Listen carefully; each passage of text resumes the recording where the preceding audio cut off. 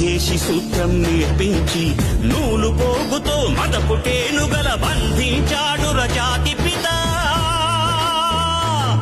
సంకల్ప బలం చేత